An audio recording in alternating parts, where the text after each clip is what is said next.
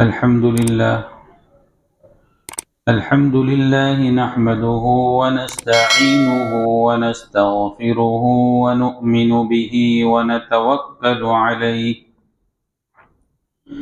ونعوذ بالله من شرور أنفسنا ومن سيئات أعمالنا من يهده الله فلا مضل له ومن يضلله فلا هادي له ونشهد أن لا إله إلا الله وحده لا شريك له ونشهد أن سيدنا ومولانا محمدا عبده ورسوله أما بعد فأعوذ بالله من الشيطان الرجيم بسم الله الرحمن الرحيم اقرأ باسم ربك الذي خلق خلق الإنسان من علق اقرأ وربك الأكرم الذي علم بالقلم علم الإنسان ما لم يعلم۔ شروع اللہ کے نام سے جو سب پر مہربان ہے، بہت مہربان ہے۔ پڑھو اپنے پروردگار کا نام لے کر، جس نے سب کچھ پیدا کیا۔ اس نے انسان کو جمے ہوئے خون سے پیدا کیا۔ پڑھو اور تمہارا پروردگار سب سے زیادہ کرم والا ہے، جس نے قلم سے تعلیم دی، انسان کو اس بات کی تعلیم دی جو وہ نہیں جانتا تھا۔ یہ سورہ علق کی ابتدائی 5 آیات ہے، جس کے شان نزول کے متعلق ہم نے گزشتہ کل کچھ باتیں سنی تھیں۔ سب سے پہلے نازل ہونے والی یہ ابتدائی 5 آیات ہے کہ قرآن پاک انہی آیات سے نازل ہونا شروع ہوا۔ اللہ کے رسول صلی اللہ علیہ وسلم جبل نور میں، غار حیرا میں، تنہائی میں اللہ کی عبادت میں مشغول تھے کہ حضرت جبرائیل علیہ السلام تشریف لاتے ہیں اور آپ کو فرماتے ہیں، کہتے ہیں کہ پڑھو۔ اب چونکہ اللہ کے رسول صلی اللہ علیہ وسلم تو پڑھے ہوئے نہیں تھے، امی تھے، آپ کا دنیا میں کوئی استاد نہیں۔ یہ بھی اللہ کے رسول صلی اللہ علیہ وسلم کا ایک معجزہ ہے کہ اللہ نے آپ کو امی رکھا، ان پڑھ رکھا، اور ان پڑھ آدمی علم کا دریا بہا رہا ہے، پوری دنیا کو علم کے متعلق تعلیم دے رہا ہے، علمی باتیں بیان کر رہا ہے، اور ایسی باتیں جو کوئی بیان نہیں کر سکتا، یہ وہ شخص بیان کر رہا ہے جو امی ہے، پڑھا ہوا نہیں۔ تو اللہ کے رسول صلی اللہ علیہ وسلم نے چونکہ پڑھا نہیں تھا، اس لیے جواب میں ارشاد فرمایا کہ میں پڑھا ہوا نہیں ہوں۔ تو حضرت جبرائیل علیہ السلام نے آپ کو دبوچا، دبایا، پھر کہا پڑھو، پھر دوسری مرتبہ بھی منع کیا کہ ما انا بقاری، میں پڑھا ہوا نہیں ہوں، تیسری مرتبہ بھی اسی طرح کیا۔ پھر حضرت جبرائیل علیہ السلام جو ہے یہ 5 آیتیں سنا کر چلے گئے۔ اللہ کے رسول صلی اللہ علیہ وسلم کو یہ اندازہ تو ہو گیا کہ اب مجھے نبوت سے سرفراز کیا جا رہا ہے، اب مجھے نبوت کا بوجھ میرے اوپر ڈالا جا رہا ہے، میرے ذمے دعوت کا کام لگایا جائے گا، اور ان لوگوں کو جو بت پرستی میں مبتلا ہے انہیں ایک اللہ کی عبادت کی طرف بلانے کی دعوت دینا، یہ میری ذمہ داری ٹھہرے گی۔ اس وجہ سے، اس خوف سے، اس ڈر سے اللہ کے رسول صلی اللہ علیہ وسلم کے بدن پر کپ کپی طاری ہو گئے، آپ کو بخار آ گیا، اور آپ جو ہے اپنے گھر واپس تشریف لائے، اپنی بیوی کو، اپنے جیون ساتھی کو۔ جب آدمی جیسا ہوتا ہے، اللہ کی طرف سے ان کا جیون ساتھی بھی ویسا ہی ہوتا ہے۔ اللہ کے رسول صلی اللہ علیہ وسلم کی بیوی بڑی سمجھدار، بڑی عقل مند، ہوشیار۔ جب اللہ کے رسول صلی اللہ علیہ وسلم نے پورا واقعہ بیان کیا کہ میری یہ حالت ہوئی، اس طرح ایک آیا تھا انسانی شکل میں اور اس طرح کا واقعہ ہوا، تو اللہ کے رسول صلی اللہ علیہ وسلم نے اس وقت جو جملہ ارشاد فرمایا، انی اخاف علی نفسی، میں اپنی جان کے متعلق خوف محسوس کر رہا ہوں، تو حضرت خدیجہ رضی اللہ تعالی عنہا نے آپ کو تسلی دی کہ کلا، ہرگز ایسا کبھی نہیں ہو سکتا کہ ایک آدمی لوگوں کی خدمت کر رہا ہو، ایک آدمی لوگوں کے لیے غمخوار ہو، ایک آدمی اس کے اندر اتنی صفات ہو، اللہ اس کو ضائع کر دے، ایسا کبھی بھی نہیں ہو سکتا۔ روایات کے الفاظ ہے کہ حضرت خدیجہ رضی اللہ تعالی عنہا نے اس وقت اللہ کے رسول صلی اللہ علیہ وسلم کے گویا 40 سالہ زندگی کے اندر جو صفات تھے، ان صفات کو اس وقت بیان کیا اور آپ کو تسلی دی کہ آپ کے اندر تو یہ صفت ہے، آپ کے اندر تو یہ صفت ہے۔ وہ روایات کے اندر الفاظ موجود ہے جس کا خلاصہ یہ ہے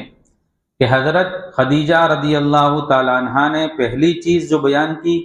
وہ یہ بیان کی کہ آپ تو صلہ رحمی کرنے والے ہیں، یعنی اس وقت مکہ المکرمہ کی حالت یہ تھی کہ کوئی جلدی صلہ رحمی کرنے والا نہیں ملتا تھا، تو حضرت خدیجہ نے پہلی صفت بیان کی کہ آپ تو صلہ رحمی کرنے والے ہیں۔ دوسری چیز بیان کی کہ آپ تو رشتہ داروں کے ساتھ اچھا سلوک کرنے والے ہیں۔ تیسری صفات بیان کی کہ آپ تو بوجھل لوگوں کے بوجھ کو اٹھانے والے ہیں، بوجھ والا آدمی ہو، اس کو کوئی خوف ہو یا اس کے اوپر کوئی بوجھ ہو تو اس کا بوجھ آپ اٹھانے والے ہیں۔ آپ جو ہے مہمان کی مہمان نوازی کرنے والے ہیں، آپ غریب کو مال کما کر دینے والے ہیں اور لوگوں کی مصائب اور مصیبت کے وقت مدد کرنے والے ہیں۔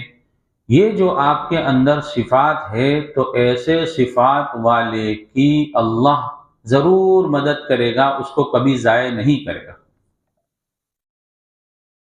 حضرت خدیجہ نے تسلی دی، لیکن پھر بھی حضرت خدیجہ رضی اللہ تعالی عنہ کو یہ فکر تھی کہ میں جو ہے ان کو کسی کے پاس لے جاؤں تاکہ وہ ان کو کچھ تسلی دے۔ اب وہ اس فکر میں تھی کہ میں ان کو کس کے پاس لے جاؤں، تو حضرت خدیجہ رضی اللہ تعالی عنہ اپنے چچا زاد بھائی نوفل، حضرت نوفل، ورقہ بن نوفل آپ کا نام ہے، اپنے چچا زاد بھائی ورقہ بن نوفل کے پاس لے گئی۔ یہ ورقہ بن نوفل جو ہے بہت بڑی عمر کے شخص تھے، اس وقت آپ کی عمر بہت تھی، اور ورقہ بن نوفل بھی بت پرستی سے باز آ کر، گویا بت پرستی سے تھک کر کنٹال کر جو ہے مکہ المکرمہ کو چھوڑ کر ملک شام سیریا چلے گئے تھے اور وہاں جا کر عیسائی مذہب اختیار کیا، کیونکہ اس وقت مذہب حق مذہب جو ہے وہ عیسائی تھا۔ حضرت عیسیٰ علیہ السلام کے بعد اب تک کوئی نبی نہیں آیا تھا، تو حضرت عیسیٰ علیہ السلام کو ماننے والے عیسائی لوگ وہ ملک شام میں رہتے تھے، تو وہ بھی ملک شام چلے گئے، سیریا چلے گئے اور وہاں جا کر عیسائی مذہب کی تعلیم حاصل کی اور ان کی آسمانی کتاب کا علم حاصل کیا، اور علم حاصل کر کے وہ جو ہے مکہ المکرمہ واپس آئے۔ حضرت خدیجہ رضی اللہ تعالی عنہ آپ کو لے کر ورقہ بن نوفل کے پاس لے جاتی اور جا کر عرض کرتی ہے کہ یہ جو ہے اس طرح غار ہیرا میں تھے اور عبادت کر رہے تھے، اور اس وقت ایک شخص آیا اور اس نے اس طرح کا کہا اور اس طرح واقعہ پیش آیا۔ ورقہ بن نوفل نے اللہ کے رسول صلی اللہ علیہ وسلم سے خود سننا چاہا کہ آپ جو ہے بیان کرو کیا واقعہ ہوا۔ اللہ کے رسول صلی اللہ علیہ وسلم نے پورا واقعہ بیان کیا، اور واقعہ بیان کرنے کے بعد جب ورقہ بن نوفل نے سنا تو کہا کہ یہ تو وہی فرشتہ ہے جو حضرت موسیٰ علیہ السلام کے پاس بھی آیا کرتا تھا، تو آپ آپ کو نبوت سے سرفراز کیا جا رہا ہے۔ اور پھر آگے ورقہ بن نوفل نے کہا کہ وہ وقت، وہ زمانہ میرے ذہن میں ہے جب آپ کو آپ کی قوم آپ کے ملک سے نکالے گی، کاش کہ میں وہ زمانہ دیکھوں اور وہ زمانہ پاؤں تو میں آپ کی ضرور مدد کروں گا۔ تو اللہ کے رسول صلی اللہ علیہ وسلم نے سوال کیا کہ کیا میری قوم جو آج تک مجھے صادق اور امین کہہ رہی ہے، اپنی امانتیں میرے پاس رکھواتی ہے اور سارے جھگڑوں کے فیصلے میرے پاس کرواتی ہے، وہ قوم مجھے میرے وطن سے نکالے گی؟ تو ورقہ بن نوفل نے کہا کہ ہاں، جو نبی بھی آیا ہے اور جس نے بھی اپنی قوم کو دعوت دی ہے، ان کی قوم نے اس نبی کے ساتھ اسی طرح کا سلوک کیا ہے۔ تو اگر میں وہ زمانہ پاؤں گا جس وقت آپ کو آپ کے لوگ وطن سے نکالیں گے، تو میں اس وقت آپ کی ضرور مدد کروں گا۔ لیکن پھر وہ کچھ زمانے کے بعد ہی ورقہ بن نوفل کا تو انتقال ہو گیا اور وہ زمانہ پا نہیں سکے۔ تو اللہ کے رسول صلی اللہ علیہ وسلم کو بھی یہاں ورقہ بن نوفل نے خوشخبری دی گویا، اور اس بات کی بشارت دی کہ آپ کو نبوت ملی ہے۔ اور اس وقت کچھ عرصے کے لیے وحی کا سلسلہ بند ہو گیا، جس کی وجہ سے اللہ کے رسول صلی اللہ علیہ وسلم کو اور فکر لاحق ہوئی۔ علماء نے مختلف اقوال لکھے ہیں کہ یہ وحی نازل ہونے کے بعد کتنے زمانے تک وحی نازل نہیں ہوئی، وحی کا سلسلہ بند رہا۔ کچھ لوگوں نے 2 سال، کچھ نے 2.5 سال، کچھ نے 6 مہینے بھی لکھے ہیں کہ اتنی مدت تک وحی نازل نہیں ہوئی۔ پہلی وحی نازل ہو گئی، اس کے بعد 6 مہینے تک گویا کوئی وحی نازل نہیں ہوئی۔ تو اللہ کے رسول صلی اللہ علیہ وسلم کو جو خوف پیدا ہوا تھا وہ یہ تھا کہ اب مجھے یہ ذمہ داری دی گئی ہے اور یہ ذمہ داری دی جا رہی ہے، تو میں اس کو کما حقہ ادا کر سکوں گا کہ نہیں۔ تو اس کا فکر اور اس کا خوف تھا، جس کی وجہ سے آپ کو لرزہ بھی طاری ہوا اور بخار تک آ گیا۔ تو اللہ رب العزت نے یہ ابتدائی 5 آیات نازل فرمائی، جس میں پہلی آیت میں اللہ فرماتے ہیں کہ پڑھو اپنے پروردگار کا نام لے کر جس نے سب کچھ پیدا کیا۔ پہلا لفظ جو کہا وہ کہا کہ پڑھو۔ پڑھنے کے لیے جو مسنون چیز ہے، جو مستحب قرار دی گئی ہے، وہ یہ ہے کہ اللہ کا نام لو، یعنی اللہ کی کتاب پڑھنے سے پہلے اللہ کا نام لو، یعنی بسم اللہ الرحمن الرحیم پڑھ کر پڑھنا شروع کرو۔ تو یہ اس سے علماء نے استحباب نکالا کہ قرآن پڑھنے سے پہلے جہاں اعوذ کو پڑھنے کا قرآن نے حکم دیا، فَإِذَا قُرِئَ الْقُرْآنُ فَاسْتَمِعُوا لَهُ، اور دوسری جگہ کہا کہ جب تم قرآن پڑھو تو شیطان مردود سے پناہ چاہو، یعنی اعوذ پڑھو، تو یہاں کہا کہ تم جب پڑھو تو اس وقت بسم اللہ بھی پڑھو۔ پھر آگے فرمایا کہ اللہ کا نام لے کر پڑھو جس نے سب کچھ پیدا کیا، دنیا کی ساری چیزیں پیدا کرنے والا وہ اکیلا تنے تنہا مالک اور خالق وہ اللہ ہے، اس اللہ کا نام لے کر پڑھو۔ لیکن اللہ کا لفظ استعمال کرنے کے بجائے اللہ نے یہاں رب کا لفظ استعمال کیا، یعنی اس کا نام لے کر پڑھو جو پالنے والا ہے۔ اللہ نے اپنی وہ صفات بیان کی کہ جو سب کو پالنے والا ہے، جو سب کو پیدا کرنے والا ہے، اس رب کا نام لے کر تم پڑھنا شروع کرو۔ اب سب کو پیدا کیا، اس کے اندر انسان بھی داخل ہے، لیکن اللہ رب العزت نے انسان کی خصوصیت سے آگے بیان فرمایا کہ انسان بھی داخل تو تھا سب کے اندر، لیکن پھر بھی الگ سے اس کو بیان کیا، خلق الانسان من علق، کہ اللہ رب العزت کا نام لے کر پڑھو جس نے سب پیدا کیا، اس نے انسان کو جمے ہوئے خون سے پیدا کیا۔ اللہ رب العزت نے یہاں تو لفظ خون استعمال کیا کہ خون سے پیدا کیا،